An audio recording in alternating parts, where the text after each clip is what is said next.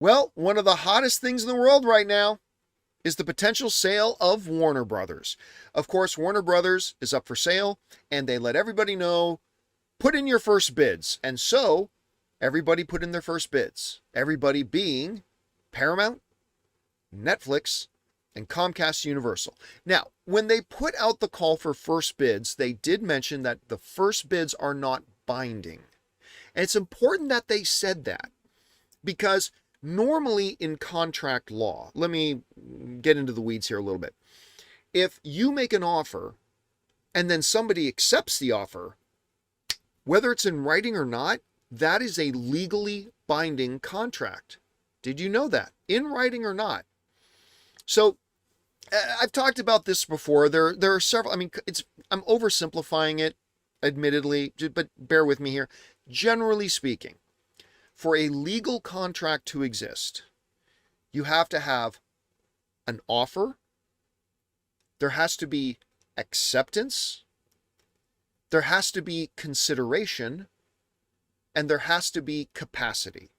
Now, it is more complicated than that, but generally speaking. So what does that mean? For a contract to exist, somebody's got to make an offer. Hey, Bill. Yes, Tim. I would like to buy your Stanley Cup, and I will pay you $50 for it. There's your offer. Tim. Wow, Bob. Did I get the names mixed up? Anyway, owner of Stanley Cup. That's a very good offer. I like that offer. I accept. So, we have offer, we have acceptance. What about those other two things? Consideration. Consideration means something's being exchanged for it, right? So I can't just say, hey, give me your Stanley Cup, and the guy says, yeah, sure. That's not a contract because no money's changing hands. There's nothing of value changing hands. For a contract to be legally binding, you've got to have consideration. In this case, it's the guy who wants to buy it offering $50. That's consideration. All right, so we have the offer to buy it, we have an acceptance of the offer, and we have consideration because there's money. Now, what is capacity? Capacity means the two people involved are the two sides or three sides or four sides or five sides. However, we're just going to keep it simple and say the two sides. That capacity means both sides of the deal are able legally to enter into that contract. So, a 7-year-old is too young to enter into a contract legally.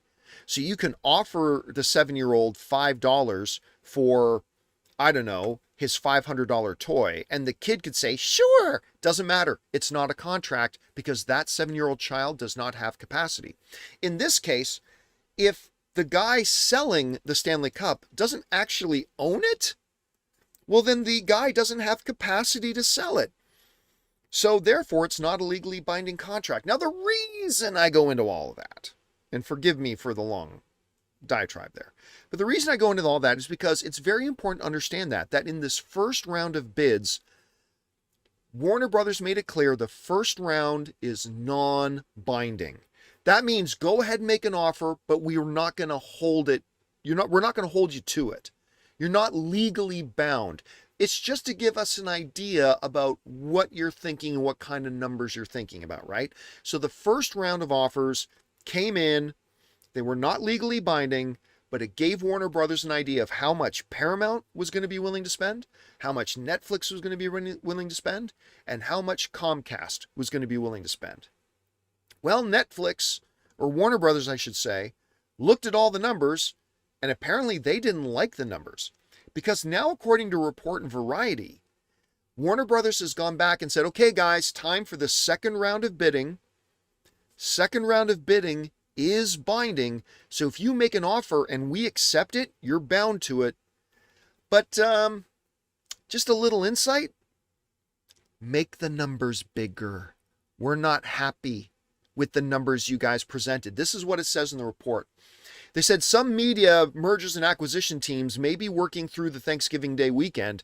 Warner Brothers Discovery, which is fielding acquisition overtures from Paramount Skydance, Comcast, and Netflix, is asking for second round bids by December 1st, so like next week, that are higher than the original proposals Variety has confirmed, that are higher than what they've originally asked for. It goes on to say news of Warner Brothers Discovery's deadline for the second round of bidding was first reported by Bloomberg News.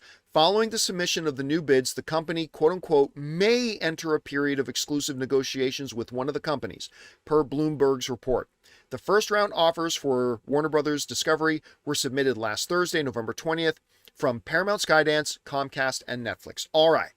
So, to summarize here, Warner Brothers said, give us your first bids. They're not binding.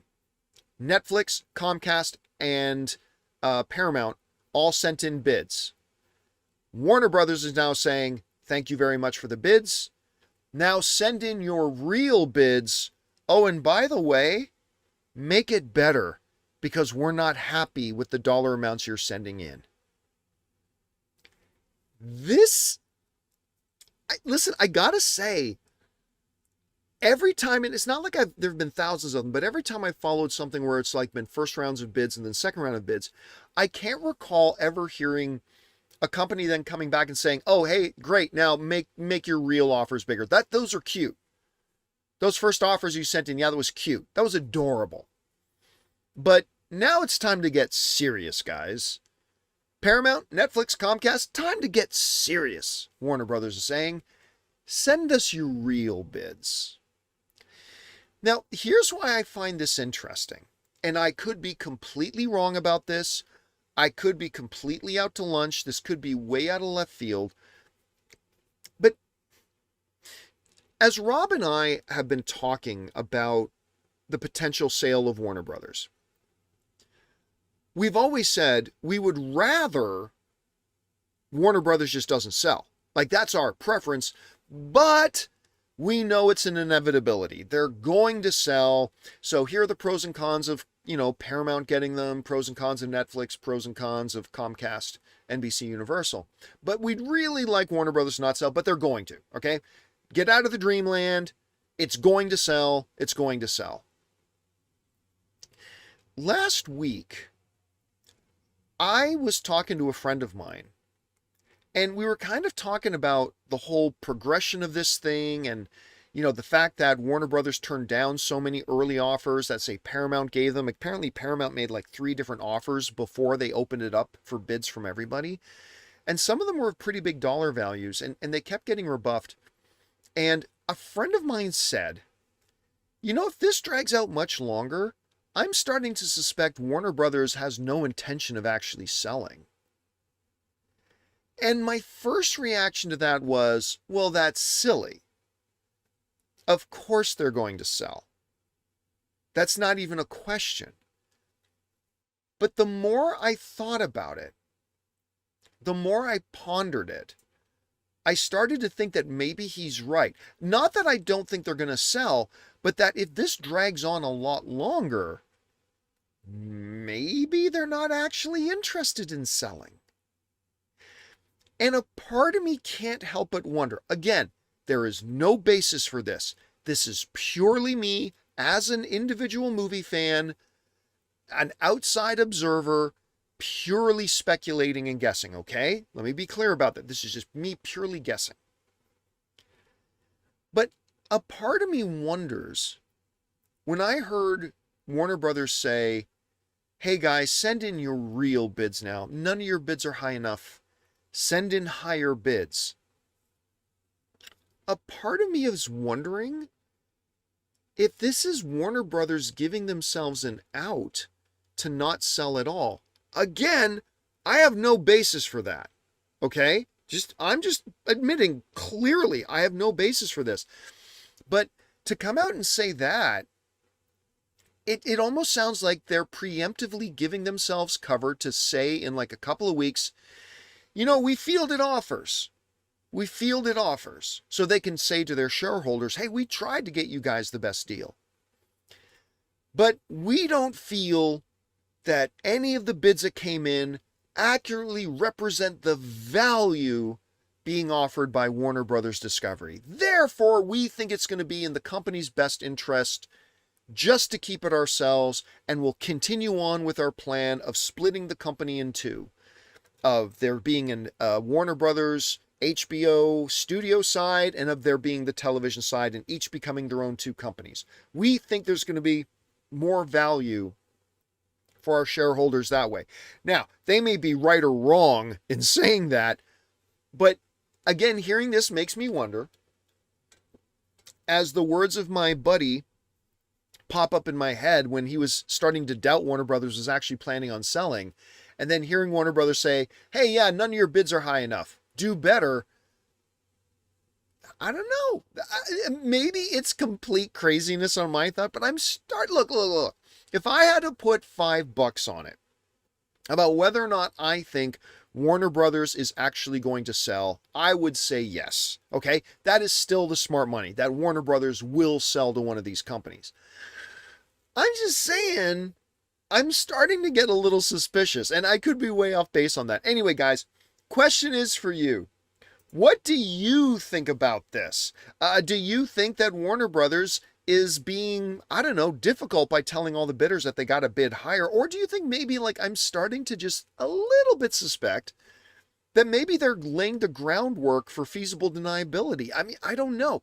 Whatever you guys think about it, jump down to the comment section below and let us know your thoughts. Hey guys, thanks so much for watching this video. Make sure you like the video, leave a comment, and subscribe to our channel. And don't forget, we have a daily podcast called the John Campea Show podcast, available on Apple Podcasts, Spotify, or your favorite podcasting app of choice. Go and subscribe to it today so it'll be there when you need it.